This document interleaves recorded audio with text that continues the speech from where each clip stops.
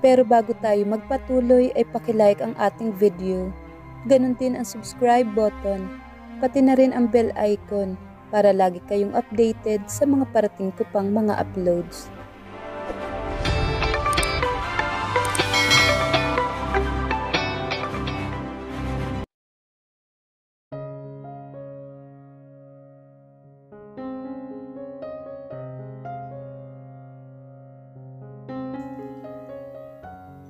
Si Jack ang tanging huling taong gusto niyang makita.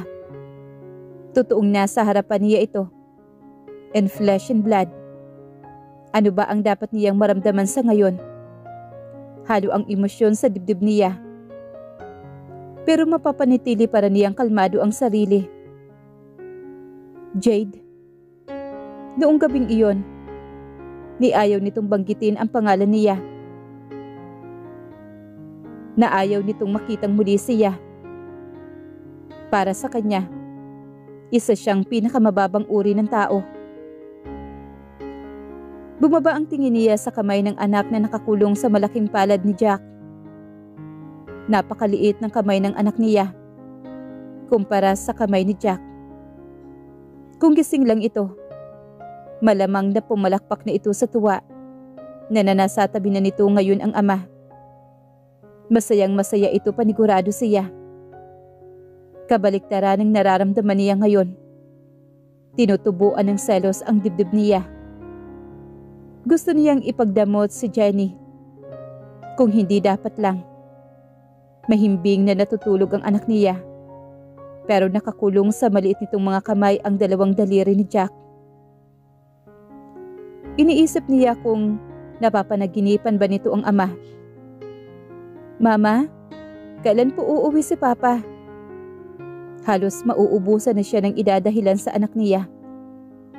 Ayaw niya maniyang maging masama si Jack sa anak niya. Nagtatrabaho sa malayo ang papa mo. Para may panggamot ka.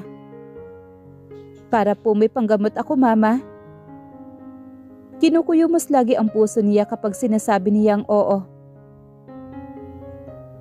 I just learned about her. Mas pinili niyang sa mukha ng anak niya tumitig. Ayaw niya makita ang huwad na concern nito. Ang pag-alala na kay Lao niyang hinahanap. Alam na nito ang totoo. Dahil iyon kay Alexa. Pero noong siya ang nagsabi niyon, ayaw nitong maniwala.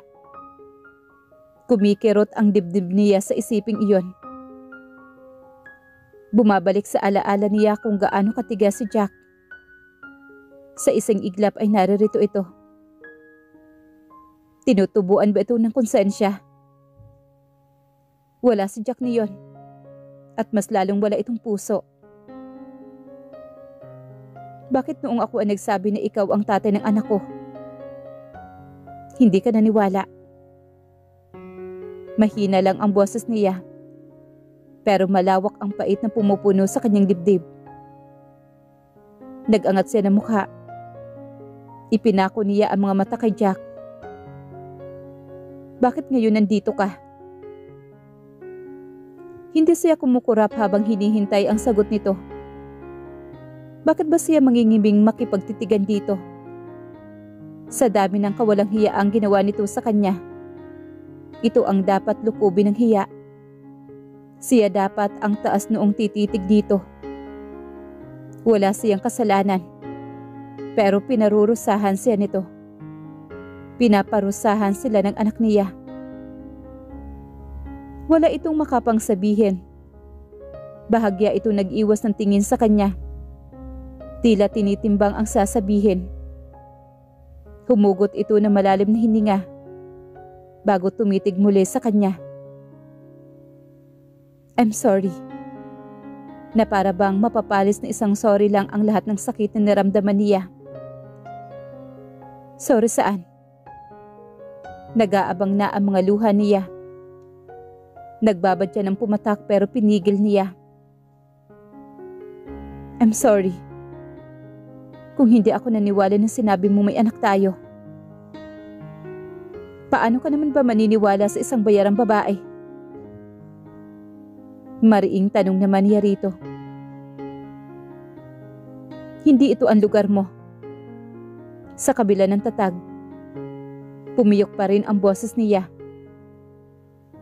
Iyong lagusan ng hangin niya ay tila naging barado. Gustong-gusto niyang umiyak, pero hindi niya gagawin sa harapan nito. Ang dami na niyang luhang nasayang dahil kay Jack.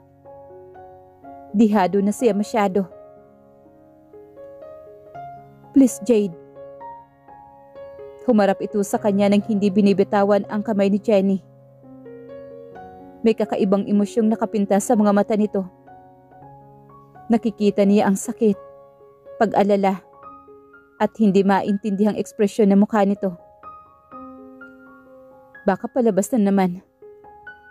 Binabagabag ba siya ng tunay na motibo nito? Paano kung kukunin nito ang anak niya? Magkakamatayan muna sila bago mangyari iyon. Naihilamos naman ni Jack ang palad sa mukha bago iyon mapahawak sa baywang. Hayaan mong tulungan ko ang anak natin. Kay dali nitong ariin ang anak niya na parang walang anumang nangyari. Ang kapal na mukha nito.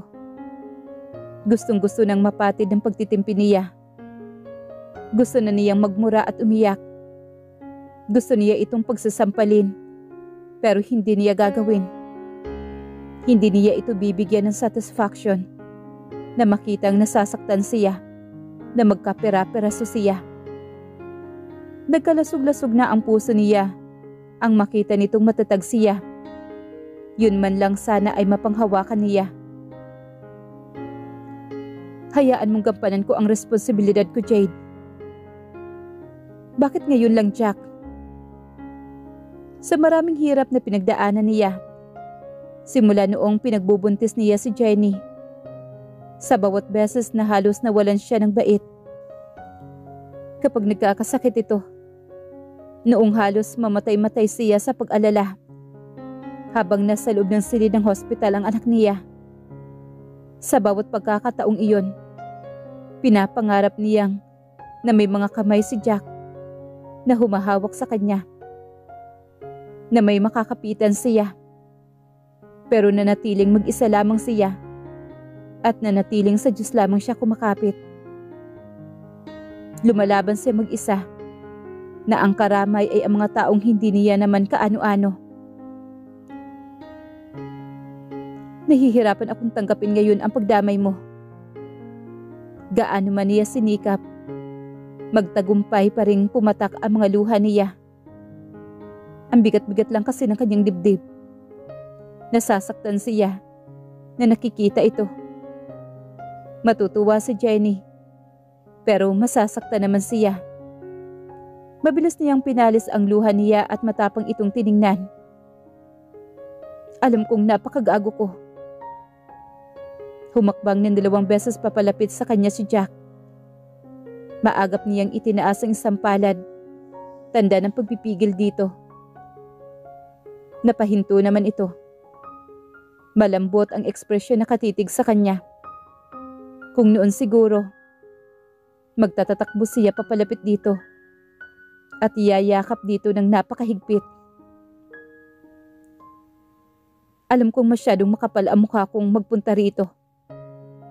But please, I am begging you. Hayaan mo akong tulungan kayo ng anak natin. Nakikita niya ang pagsisisi rito. Nakita na niya ang ganitong ekspresyon noon kay Jack. Naniwala at kumapit siya. Pero sa huli, binitawan din siya nito. Narinig niya ang bumukas ang pinto ang pinapasukan niya. She didn't bother to look at it. Nakatitig lang siya kay Jack habang iniinda ang kirot sa kanyang dibdib. Jack? Isang boses na hindi niya kilala na nagmumula sa isang babae. Kaaya-ayang boses na kariringgan ng disbelief, surprise at pait.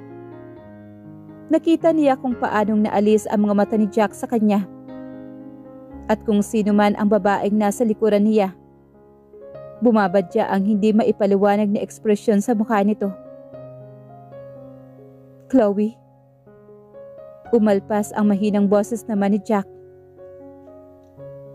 Pumihit siya at nakita ang isang pamilyar na figura. Lagi niya itong nakikita sa TV. It's Chloe Aragon. Sikat na TV personality. Mas maganda pala ito sa personal. Nakatayo ngayon sa tapat ng pintuan ng isang maganda at matangkad na babae. Nakasuot ito ng off-shoulder knee length.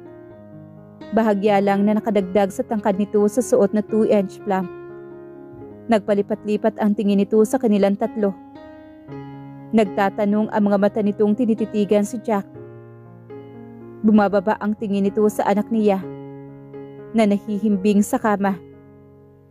Pero mas nagtagal ang panininitig nito sa kanya. There was a sort of recognition in her eyes. There was silent scrutiny. Hindi nito malaman kung ngingiti o anuman. Sa uri ng tila tahimik na pang-uusig nito kay Jack, may hinala na siya kung sino ito sa buhay ni Jack. She was another Eliza. Ang babaeng pumalit sa kanya sa buhay ni Jack. Mali pala. Kailanman ay hindi siya nagkaroon ng pwesto sa buhay nito. Mas lalo na sa puso nito. Jack. Napatitig muli ang babae sa anak niya. Napalunok ito ng 2 beses. She is Jack's daughter. Si Miss Castillo ang sumagot sa tanong naman na yun ni Chloe. Hindi rin naman makapaniwalang nakatitig lamang si Chloe kay Jenny. Hindi niya mawari kung ano ang emosyong nakapinta sa mukha nito. Ilang saglit pa ay napatingin ito kay Jack at sa kanya. Bumalik ang titig nito kay Jack. Walang anumang nagsasalita sa kanila.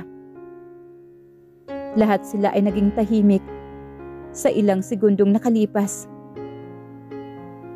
Excuse me. Hindi na hinintay pa ni Chloe ang sasabihin ng kung sino man sa kanila. Mabilis ang kilos nitong pumihit at lumabas ng pintuan. Dinig pa niya ang tagaktak ng heels ng sapatos nito sa tiles. Chloe. Hindi na pinakinggan ng babae ang pagtawag na iyon ni Jack. Nang tiningnan niya si Jack, nakikita niya ang tila pagkapira-piraso nito. Nakatitig ito sa pintuang nilabasan ni Chloe. Pero hawak nito ang kamay ni Jenny. Nahahati ang kalooban nito. Alam niyang gusto nitong habulin si Chloe. Napatingin naman ito sa kanya habang tinititigan ang nag-aalalang mukha nito. Nakikita niya ang dating Noah kung paano nito habulin noon si Eliza. At nasasaktan siya. Matinding sakit ang nararamdaman niya. Hindi maiiwasan. Nasasaktan pa rin siya sa hanggang ngayon. May mas matimbang pa rin sa kanila sa puso ni Jack. Kahit malang sana ang anak niya. Puntahan mo siya. Ako na ang bahala sa kanila. Narinig niyang utos naman ni Alexa. Dahan-dahang bumitaw si Jack sa kamay ni Jenny. Hinaplos pa nito ang pisngi ng anak at tila tinatantiya ang mga hakbang nito. Huminto ito nang tumapat sa kanya. Ilang sandaling nakatitig sa kanya. Nakikita niya sa gilid ng mga mata nito kahit sinisikap niyang isawalang bahala ito. You will talk, Jade. I promise. I will come back. Promise? Nangako din naman ito sa kanya noon. Binuksan nito ang pintuan. Ang linaw ng tunog ng pagbukas at paglapat pasara ng pintuan. At nakalabas na nga si Jack. Ang tanging naiwan ay ang pamilyar na pabangong hanggang ngayon ay gamit pa rin ito. Makalipas ang ilang segundo ay sa kaniya lang nagawang tingnan ang pintong dinaanan nito. Kusang umangat ang palad niya at niitapat iyon sa kanyang dibdib. Bakit nakakaramdam pa rin siya ng ganito? Pakiwari niya kasi. Bumabalik iyong dating nararamdaman sa bawat beses na umaalis ito. Hindi na niya dapat maramdaman iyon. Kung ano man ang magiging ugnayan nila ni Jack, alang-alang na lamang iyon sa anak nila. Chloe, please stop. Kanina pa hinahabol ni Jack si Chloe. Mabibilis ang mga hakbang nito papalayo sa kanya. Ipiniksipan nito ang palad niya. Nang mahawakan niya ito, pinagtitinginan na sila ng mga taong nadaraanan nila. Sa gitna mismo ng pasilyo ay huminto ito at naiiyak na humarap sa kanya. Hindi lang siya kung sinong babae, Jack. Kahit kailan hindi niya nakikitang naging ganito si Chloe. Pero ngayon ay nakikita niya ang selos nito. She was your ex-wife. Maigting ang boses nito. At hindi niya alam kung ano ang isasagot dito. Kung papaano papapayapain ang kalooban nito. Wala siyang argumento. He was guilty as charged. Kaya pala may larawan siya noon sa exhibit. She was more so important to the family. To your lola. Dati mo siyang asawa na kailanman ay hindi mo binanggit sa akin. Kapag nagtatanong ako tungkol sa kanya, lagi kang umiiwas. Gusto ko lang naman siyang makilala beyond the pain she has caused you. Gusto ko lang naman malaman kung ano nagustuhan mo sa kanya. Dahil hanggang ngayon, may bahagi pa rin ng puso mo at pagkatao mo ang hindi ko mapasok-pasok, Jack. Chloe, please calm down. I'm calm. Inayos nito ang pagkakatayo nito. Isa iyon sa nagustuhan niya kay Chloe, na hindi niya nakikita ang kahinaan nito. Kahit ngayon na nakikita niya ang pangingilid ng mga luha nito, mas pinili nitong kunin ang composure sa sarili nito. Gusto ko mang magalit, pero gusto kong intindihin ka, Jack. Tila naiipit ang kalooban niya sa sinabi nito. Ngayon niya lang nakikita si Chloe. Dapat ay masaya siya. Pero sa isang rason, hindi niya mahanap sa puso niya ang kasiyahan. May magbabago ba sa atin ngayong nalaman mo na may anak ka? Wala. Tila nagbara naman sa kanyang lalamunan pagkatapos niyang sagutin ang tanong na iyon. Kailangan kong panindigan sila. Kailangan nila ako ngayon. Kailangan kong maging ama sa anak ko. Naramdaman niya ang paggagap ni Chloe sa palad niya. I'm so sorry, Jack. Kung naging iba ang naging pagtanggap ko sa sitwasyon mo. I was just so surprised. Your ex-wife is plain, but it's beautiful. She is beautiful. At hindi ko mapigilang magselos sa kanya. Hindi niya nakita ang insecurity dito. Pero ramdam niya ngayon ang takot nito. Nanginginig ang mga kamay nitong nakahawak sa kanya. Tatanggapin ko ang anak mo. At ituturing ko siyang tunay kong anak. Basta lang huwag mo akong iiwanan, Jack. Sino may sabing iiwanan kita, Chloe? Hindi malayong mangyari yun, Jack. Minsan mo nang minahal ang babaeng yun. At kahit sinaktan ka niya, may anak kayong nagbibigay sa inyong dalawa. Hindi malalayong mahulog ka uli sa kanya. At alam mo masasaktan ako.